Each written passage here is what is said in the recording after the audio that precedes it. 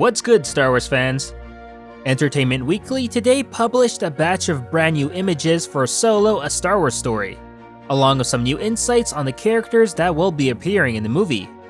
We start off with Lawrence Kasdan, writer of the movie, stating that to him, that Solo is a movie about a love story between Han and Chewbacca. Interesting choice of words, but it kinda summarizes what we already knew about the movie going into it, as this movie will show us how Han and Chewie met, and how their close relationship forms. The movie is also described as being a combination film noir and western, with buddy comedy elements smuggled inside, which does sound like fun, as you don't really see movies like this nowadays.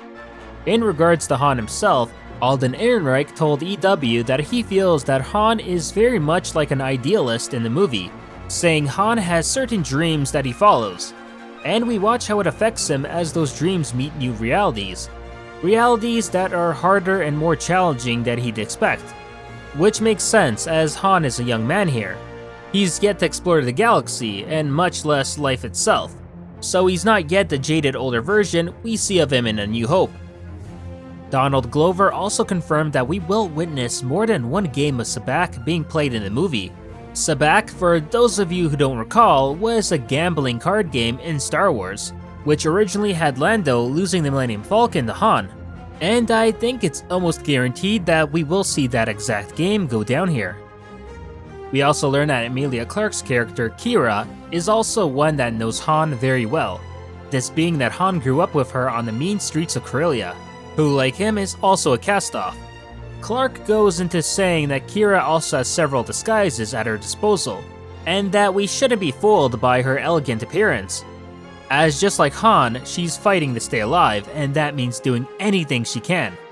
Intriguing enough, EW also calls her a femme fatale, which is a film term for a mysterious and seductive woman whose charms ensnare her lovers, often leading them to comprising dangerous and deadly situations.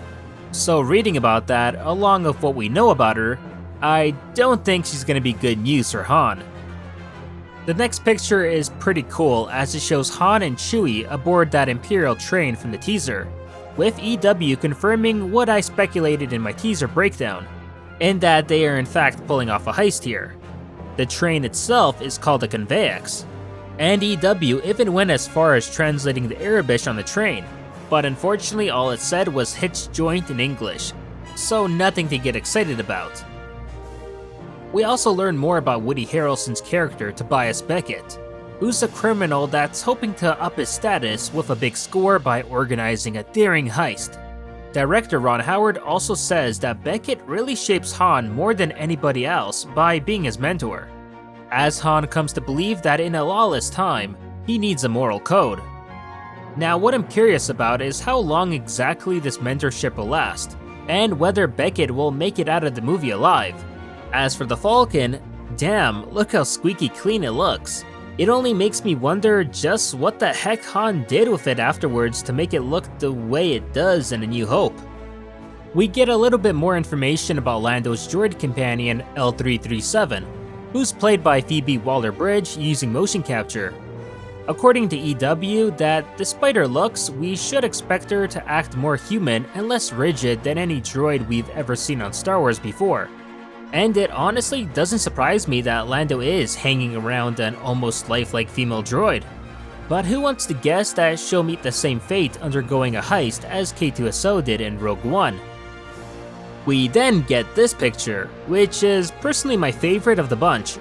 It's a shot from the planet Mimban, which was a popular planet in Legends and will now make its first canon appearance.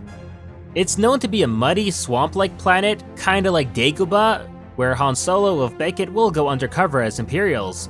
EW also says that these are Imperial officers in the image, but to me it would make more sense for them to be Imperial Army troopers, as it would be pretty amazing to finally get to see them in canon.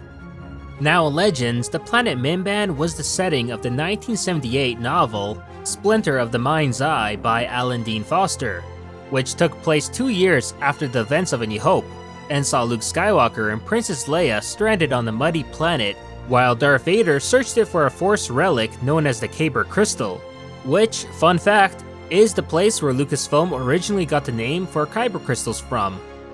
Now, while in canon, Mimban was the site of many battles and even got a mention on the Clone Wars TV show.